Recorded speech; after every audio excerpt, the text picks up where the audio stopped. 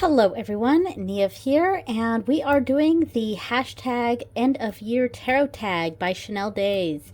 All right, I'm really excited to do this. It's the last video of the year for me from my channel, so I saved this tag for the last video. Really excited about that. I'm going to start this off by saying that I am getting over a cold right now. My last video, I was kind of in the midst of my cold, and I had yesterday I was feeling a lot better, but today I've kind of backtracked a little bit, and I didn't sleep well, and I'm still coughing and all that. So I'm going to try to edit out any coughing I do or anything like that. But yeah, and I do apologize if my voice sounds a little bit strange. Anyway, so let's get this started. So I wrote down all the little prompts right here. All right, so the first prompt is deck you loved using the most this year. And my pick for that is the Mildred Payne Secret Pocket Oracle. So this has quickly become basically my favorite oracle. Yeah, and ooh, it's not focused. There we go. There we go, focused. All right. Lighting's a bit off in here. It's a bit rainy and snowy outside, so it's kind of gloomy out. But anyway, so this has been an amazing deck, and I've come to really love this style of deck, and like my readings have really started to focus on that tableau style, which these kind of decks are perfect for. And yeah, I'm just kind of laying out like a little sample 5 by 3 5 by 3 5 by 3 plus 3 at the bottom, so kind of a little like makeshift tableau. Yeah, and I've and this style of cards, style of decks have really I've been drawn to this style lately, and the ones that just have a simple, not a keyword, but a title, a simple title like spider, hag, poison, sun, etc. And I know a lot of people don't like that style, but I've come to really prefer it because it really opens up the intuition, and I've become a very big fan of this tableau style reading, and I even have a series going on my channel explaining how to do tableau style reading with decks besides Lenormand. Well, I mean, I include Lenormand in it, but decks like this, though, decks that are like a Lenormand or even just tarot. But yeah, this little deck, and I have the original mini version.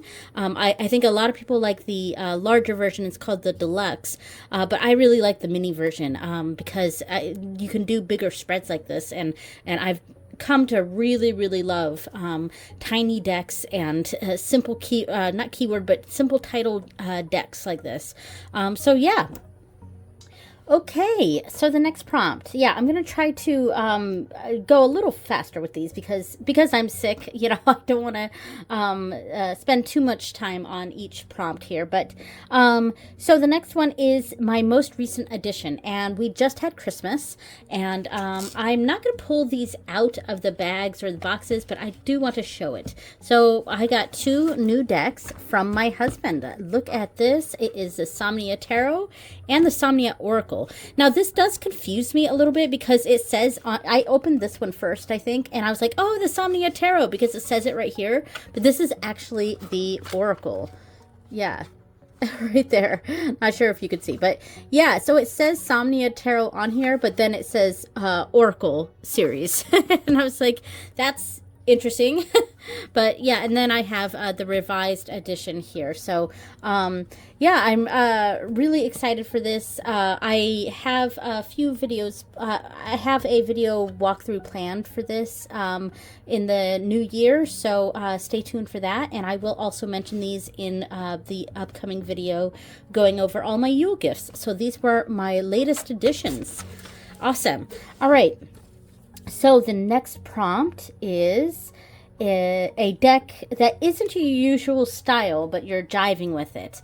And I ended up pulling out my Shadowscapes Tarot, which I've actually had for an extremely long time. I've had this one since around 2012 or so. Yeah, and the bag I made last year for it, I'm pretty sure. I don't think I made it this year, but yeah, the bag, I finally got around to making a bag for it. But this is one of those decks that the artwork is amazing. It's very, very beautiful, but it's a little too detailed for the size of cards that they are, and because of that, this is one of the rare occasions that I would actually prefer a larger cards, because normally I prefer smaller cards. I have small hands, and in general, like I said, I've been gearing more toward the small sized decks. But this is an exception to that. I think this one would do much better in a larger cardstock. But anyway, I would say that this is the artwork on this is absolutely stunning, and I have my issues with this deck in what I just said, but I think what has also kind of deterred me from using this before in the past is it's not really my style. I'm not really a pastel kind of person. I kind of like a lot of bold colors, and even though these are very, very detailed, it kind of gives like the feeling that there's a lot of white space, even though there's not. But I don't know if that makes sense, but that's the kind of feeling it gives me. It's maybe a little too airy, and I'm a Libra, so and there's something about this that's just a little too wispy, I guess, and that's usually not really my style. Like, I like and I was just saying that this deck, would do better in larger cardstock because it's so busy, and I like busy art ish. I'm having a hard time explaining what it is that I mean, but like this, because of the coloring on this, it feels like a lot, but also feels like less. I don't know if that makes sense. But yeah, and I think in general, like this, the more pastel kind of artwork is not really the style of artwork that I gravitate toward.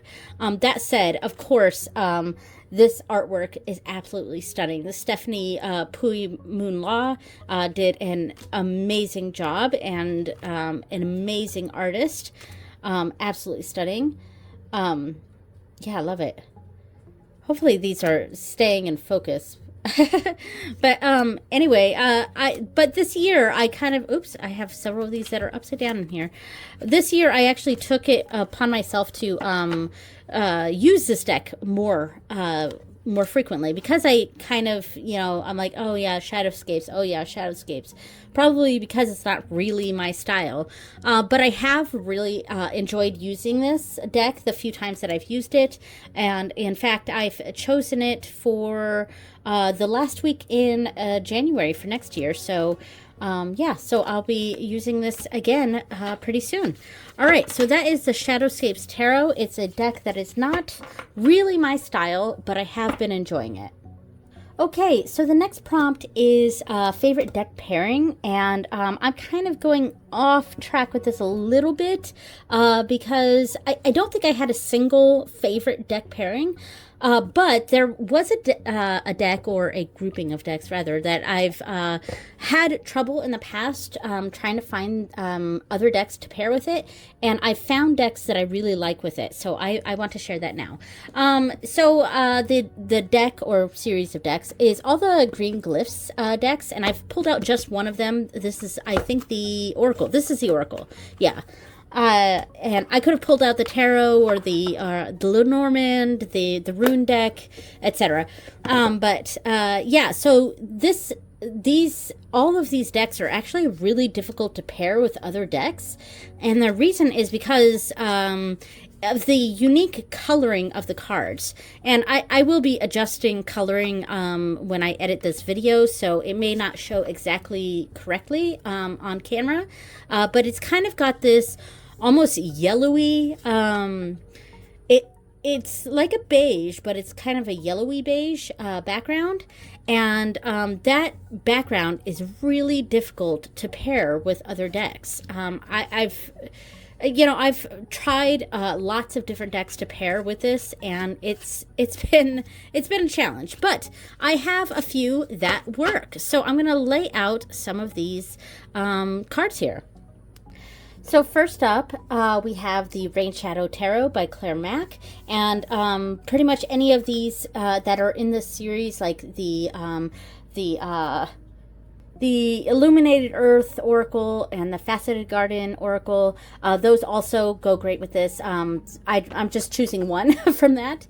So the Rain Shadow Tarot by Claire Mack, I think this fits really well with this, and I feel like what I've figured out with the green glyphs is it pairs really well with kind of earthy toned decks that don't have borders. Now this is fine, a border like this is fine as long as it's not like a light color, but because the light colors are what clashes with this background on these green glyphs cards. But if you have a busy like kind of collage, or even the other decks by James R. Eads, the Prismavisions, Cosmovisions, etc., those also look really good with this. So it's kind of got that, it's very earthy, but also very kind of abstract, you know, or impressionist even, which this deck, I mean, it's a collage, so it's kind of getting a bit more in the surrealist area, but it works. It works with this, and the coloring really fits with the kind of green tone of the line work here, and with that kind of yellowy beige background, it actually goes really well with the Claire Mack decks. I will say is the ones where there's any sort of white, those ones clash a little bit. So not all of them, because there are a few of those in here, and I think the next one here is also a kind of white one. Yeah, these ones, anything that's a lot of white doesn't quite fit well with these, but the rest do, I think, anyway. So this has been a great little pairing here. And the other series that I think goes really well with the green glyphs is the Arcanae series by Taylor Bryn. And I've pulled out just the Terra Arcanae, but all of them look really good with the green glyphs decks. And but I feel like the Earth one, the Terra Arcanae, probably fits the best, just because of that green nature of it. Yeah, I think it goes really well. And this also evokes that a similar style that James R. Eads has with his other decks, is that really kind of busy art style, and pairing it with the simplicity of this just really works. So yeah, I think this has been, I'm really happy to finally find some decks that pair well with the green glyphs. All right. So next up is a divination accessories, and in the past for these end of year tarot tags, I've usually picked my favorite bag that I've made, but I actually focused a bit more on some other things this year, and I actually made some really cool tarot cloths or altar cloths. And I really love how these turned out, and they're reversible, and the other side is very cool. I mean, the quilting on this one is skulls, and I think this one here, the quilting on this is, you can't really see, but it's also skulls, but you can't really see this one because it's the busyness of the fabric that I chose. But yeah, I really love how these turned out. I'm still kind of tweaking them a little bit because they're not perfect, and you know, they're not quite even in certain areas, and I'm still trying to like figure out like the little finer details. Like right here, it's a little bit off, and you know, there's just a lot of small things, and these aren't the only ones I made. I made a few more, but I'm hoping that if I can fine tune this to where I like it, I can start selling some of them on my Etsy. So if you're interested, let me know. And I really love how this one turned out. I'm feeling kind of stuffy right now. I better hurry up this video, but yeah, so I'm loving how these turned out, and yeah, so these were probably my favorite accessories this year. Okay, so the next prompt is my favorite card backs. So I am going to choose the Guardian of the Night Tarot, and this is the independent version. It is not the mass market version. Yeah, and so the independent version of the Guardian of the Night is very heavy on the teal, and teal is one of my favorite colors. So I am a big fan of the independent deck. I think the mass market one has like a gray border, but this, to me, the teal is perfect. The teal is absolutely stunning. And the backs of these are also, they're very simple but very beautiful. And yeah, and here they are. I just, I like it. Oh, had to pause to cough. But anyway, yeah, so I really, really like the backs of these decks. It's very simple. It's not like this gorgeous thing. It's just pretty. I really like the backs of these. So yeah, so that is my favorite backs, is the Guardians of the Night Tarot, the independent version. All right.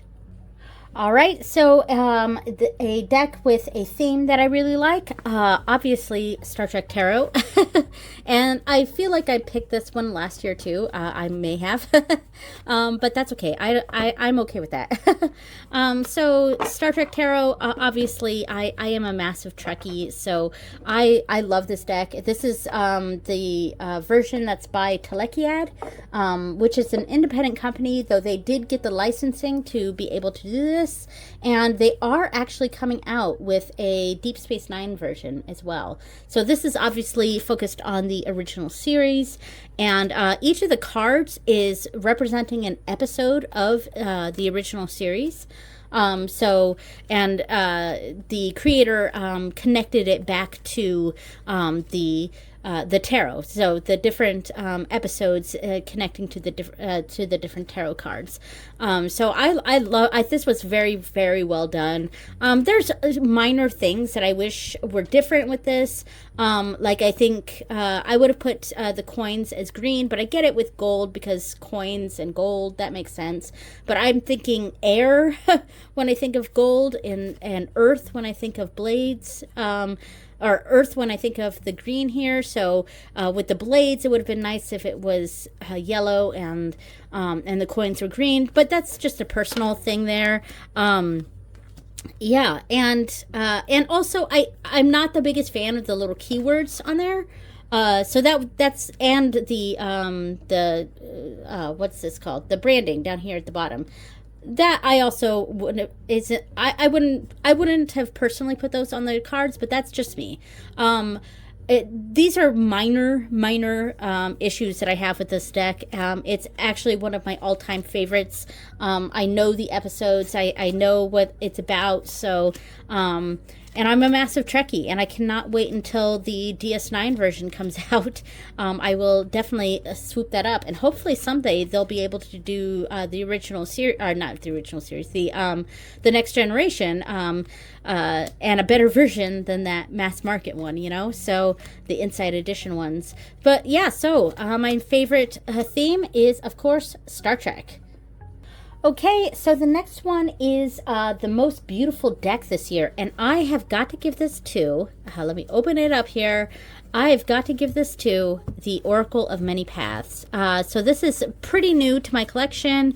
In fact, I was going to put it in the most recent edition, and then I remembered, oh, right, we just had Christmas, and I got the Somnia decks. But also, I think I also got another deck in between that anyway. So, yeah, I saved this for the most beautiful deck, and boy, is it beautiful. Like, I'm always blown away by James R. Eads' art. It's just amazing. This is a stunningly, stunningly beautiful deck. So the cards are panoramic, so they do connect. By numbers, though, like, in order they connect, not separately, but it's all about paths and connecting paths and winding paths and straight paths and all of these twisty ones, etc. And it is technically a tarot, but the card names are not on there. It is just numbered.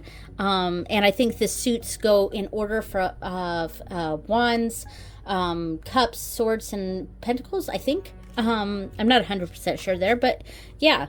So, but it's just stunning. It's a beautiful, beautiful deck, and his artwork is just amazing. So definitely the most beautiful deck of the year. Ooh, nice. Okay, so the next prompt is deck you wish existed or a unicorn deck. And I'm going to kind of do both there. So a deck I wish existed. Let's go with Doctor Who. I'm wearing a Doctor Who sweater right now, so let's go with Doctor Who. I think a Doctor Who deck would be amazing, and I would really hope that it's not done by Inside Editions, or if they do a Doctor Who deck, if they do it really well, you know. But yeah, I would love to have a Doctor Who deck. So a unicorn deck.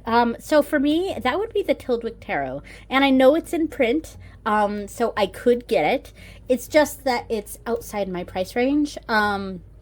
So I think it sells for about like $60 something, or maybe it's 60 something euros, which is comes out to $70 something, except the shipping is going to put it at over $100 for me, and I just cannot spend, like, that's just outside my budget. So but it is for sure a unicorn deck for me, and I would love to get it someday.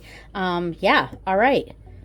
So for the next prompt, it is what card sums up this year, and I'm going to pull from the Storyboard Tarot here, just because. And I pulled out 3 cards that kind of sum up this year for me, and I guess I can make an argument for each one. So I have the Hierophant here, and that makes sense. You know, when I'm talking about my studies and my education and all of that, and I could have done this. Ooh, maybe even the Page of Swords for that. So maybe this one's not quite right for this year, so I'll put that away. Yeah, and then I also pulled out the Chariot because I felt like this year there was a lot of traveling that we did this year, and there was a lot of just like moving forward, which I think this is a good card, I think, for the year. So this one is perhaps staying. And the other option I had here was the Two of Pentacles. Like, there was just a lot of balancing and prioritizing going on, and I feel like both of these were pretty good with that. So I think both of these cards are going to represent how this year was for me. There's a lot of travel and moving forward, and like we went on a trip in May, I believe, to see my dad and my stepmom. So it was a road trip that we went on, and then also my daughter went on a cruise. She went on a European cruise. I'm gonna cough. Excuse me. Yeah, so my daughter went on a European cruise. She went to Spain and France and Italy and Tunisia, and it was really awesome. So we've got that covered here, and just I felt like there was a lot of moving forward in general, like yeah, and a lot of prioritizing. So both of these I think fit really well. Now the second part of that question is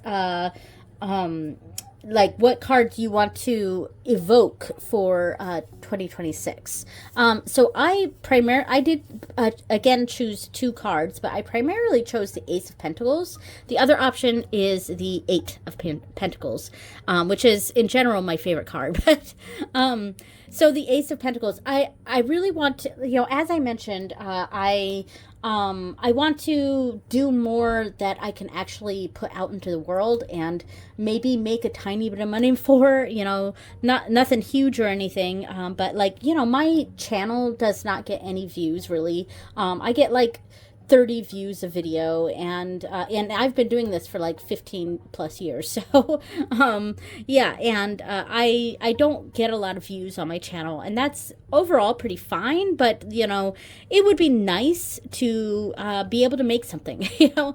And so I'm thinking about making some more of those altar cloths and selling those, and I'm also have an idea of a deck I want to create.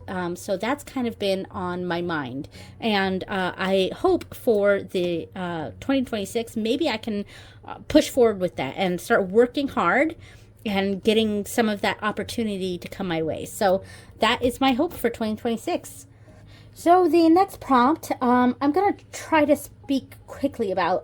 It is just the tarot practice reflection, but my throat is really starting to hurt now. So I'm just going to try to keep this short. So this year, so in 2024, I dedicated each of the months to a deity, and I enjoyed that practice, but it had its faults, you know. And in 2025, I had my, you know, all my moon readings, and I did moon readings in 2024 too, but I was very, much more consistent with it in 2025. So I had my moon readings. I also did some Sabbats. On my channel, I did a video for each of the Sabbats, which was a bit of a pain. I'm glad that's over with. You know, because usually my Sabbat stuff is pretty low key, so it's kind of not even worth filming. And so I had to find something to film, you know, with some of my Sabbat stuff. But yeah, and then I also did my mystery cards. Oh, this is the astrology study I did. This is the mystery cards. Here we go. I enjoyed the mystery cards, and I'm going to continue that, but changed up. And there are videos on my channel going over the mystery cards. So I also did an astrological study, which was fun, but it was very surface level, and a lot of it was stuff that I already kind of knew, so I didn't feel like I was really learning much. But there's a study I'd like to do in the future in regards to astrology. So, but this was a nice dipping my toes in sort of thing, and it was fun to decorate and to do the videos on it. So there we go. And then the mystery cards, of course. So yeah, and of course, I didn't keep up with this. This was the decks I used each month, and I fell off that wagon in May, and I kept saying I was gonna backfill, and I just never did. So I fell off that in May, which is fine. And then of course my tarot tournament, which I think the next video after this will be my final My Magical Month, and I will go over my tarot tournament winner and my oracle tournament winner. Yeah, and then the decks that I got in the year. So I love the journaling aspect of my practice, and that's obviously staying, and yeah, there's lots of videos on my channel on that. So I'm not going to keep talking on this because my throat is really hurting. All right, so the last prompt is pull a card for the new year. So I'm going to pull from my personal deck. This is the Anna K Tarot. This is, it's my favorite deck, and it's a deck that I really only use for myself. So it seems fitting to pull a card for my year ahead from the Anna K. And I don't remember what my card of the year was last year. I'll have to check that. I wonder, I have a weird feeling that it was the Hierophant, but like, I really don't remember. It was, you know, a year ago, so I don't know. All right. What is my card for the upcoming year? All right. What is my card for the upcoming year? Right here. Oh, we have the Five of Swords. Ooh, okay. Well, that's, all right then. And this is such a, like, this is probably, like, the worst depiction of the Five of Swords. It's so gruesome. Like, it's so menacing, you know? And this guy makes me think of, like, my former stepfather, honestly. You know? So yeah, kind of triggering a little bit. But, yeah, so, I mean... Five of Swords, there's a certain amount of conflict going on, and and Five of Swords I also sort of think of as a winning at all costs sort of thing. And like, yeah, you may have won, but like, you know, at what cost? What was it worth it, sort of thing. So that is something to keep in mind for the next year. This keeping in mind that yeah, I could get ahead, but like at what cost here? So you know, keeping my head straight and keeping my head cool, you know. So yeah, what a gloomy card to get for the new year. Well, you know what? I am going to overshadow that with that Ace of Pentacles. Yeah, that wherever that went, it was, I think, in this deck, that Ace of Pentacles. Here we go, found it. All right, we'll put that over this. So we may have an undercurrent of the Five of Swords, but we're really trying to evoke that Ace of Pentacles energy here for the new year. So at least for me, anyway. All right, so I am going to rest my throat. And thank you so much for watching, everyone, and I will see you next time. Bye. Happy New Year. Bye.